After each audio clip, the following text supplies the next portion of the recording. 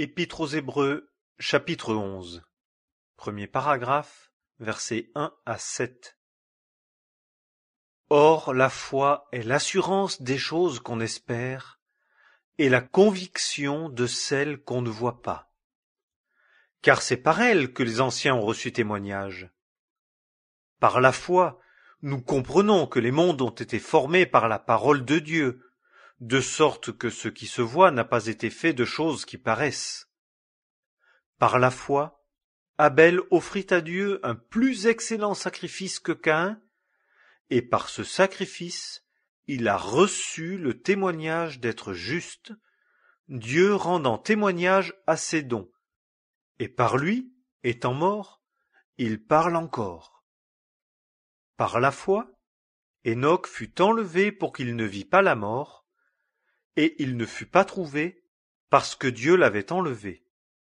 Car avant son enlèvement, il a reçu le témoignage d'avoir plu à Dieu.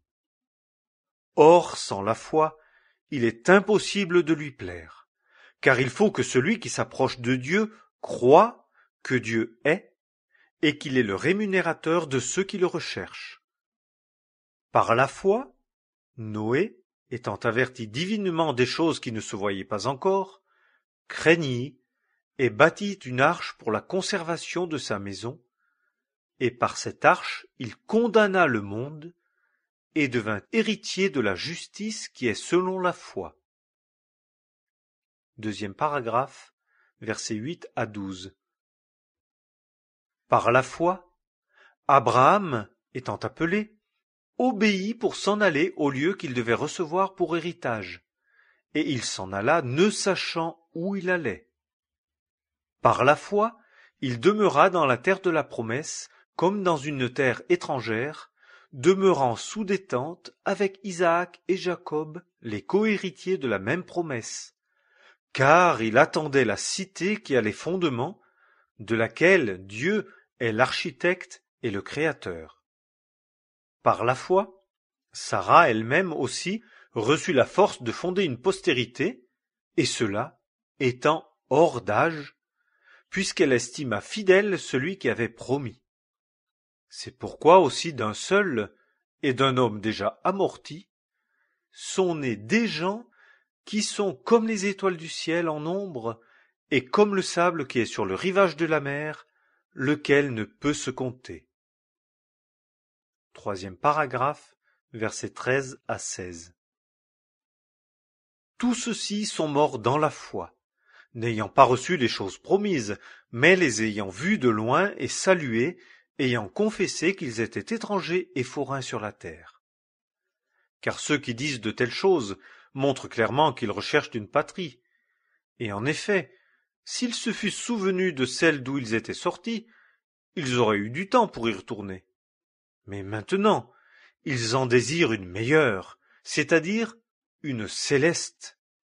C'est pourquoi Dieu n'a point honte d'eux, savoir d'être appelé leur Dieu, car il leur a préparé une cité. Quatrième paragraphe, versets 17 à 22. Par la foi, Abraham, étant éprouvé, a offert Isaac.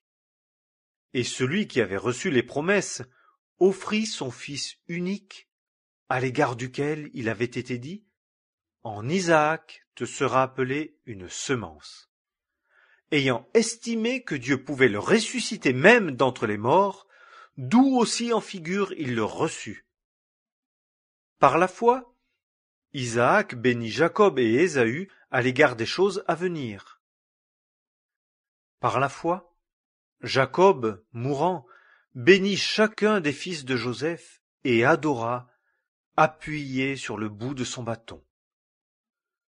Par la foi, Joseph, en terminant sa vie, fit mention de la sortie des fils d'Israël et donna un ordre touchant ses os. Cinquième paragraphe, versets 23 à 31. Par la foi, Moïse, étant né, fut caché 3 mois par ses parents, parce qu'ils virent que l'enfant était beau, et ils ne craignirent pas l'ordonnance du roi. Par la foi, Moïse, étant devenu grand, refusa d'être appelé fils de la fille du Pharaon, choisissant plutôt d'être dans l'affliction avec le peuple de Dieu que de jouir pour un temps des délices du péché, estimant l'opprobre du Christ un plus grand trésor que les richesses de l'Égypte, car il regardait à la rémunération. Par la foi, il quitta l'Égypte, ne craignant pas la colère du roi, car il tint ferme, comme voyant celui qui est invisible. Par la foi, il a fait la Pâque et l'aspersion du sang, afin que le destructeur des premiers-nés ne les touchât pas. Par la foi, ils traversèrent la mer Rouge comme une terre sèche, ce que les Égyptiens ayant essayé, ils furent engloutis. Par la foi, les murs de Jéricho tombèrent, après qu'on en eut fait le tour 7 jours durant. Par la foi, Rahab, la prostituée, ne périt pas avec ceux qui n'ont pas cru, ayant reçu les espions en paix. 6e paragraphe, versets 32 à 38. Et que dirais-je davantage?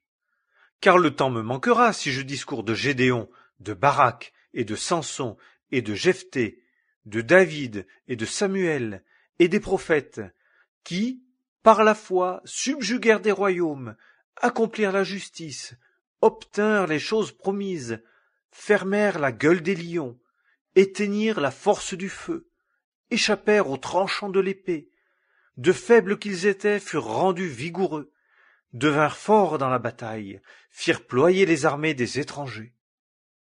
Les femmes reçurent leur mort par la résurrection, et d'autres furent torturées, n'acceptant pas la délivrance, afin d'obtenir une meilleure résurrection. Et d'autres furent éprouvées par des moqueries, et par des coups, et encore par des liens, et par la prison. Ils furent lapidés, sciés, tentés. Ils moururent égorgés par l'épée.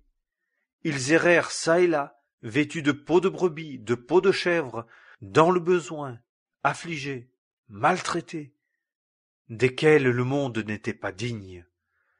Errant dans les déserts et les montagnes, et les cavernes, et les trous de la terre. 7e paragraphe, versets 39 et 40.